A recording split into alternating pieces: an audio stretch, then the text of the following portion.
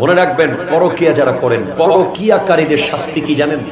জাহান্নামে একটা বড় মটকা থাকবে। মটকা আছে না? এই আমাদের দেশের ছোট মটকা না, এটা অত বড় মটকার মধ্যে 3000 বছর ধরে আগুন জ্বলতে থাকবে। ওই মটকার ভিতরে ফেলে দেয়া হবে যারা অন্যের স্ত্রীর সাথে সম্পর্ক রাখছে।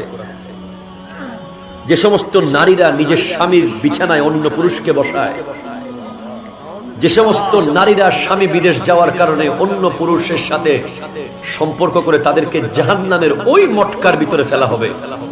এবং আগুনের এত তাপ, আগুনের এত ফুলকি থাকবে, একবার উপরে উঠবে, আবার নিচে পড়বে, আবার উঠবে, আবার পড়বে। এবং সেই নারীদের যারা পরকীয়ায় লিপ্ত, তাদের স্তনের ভিতরে আংটা দিয়ে ঝুলিয়ে রাখা হবে। নাউজুবিল্লাহ। আর একজন নারী যদি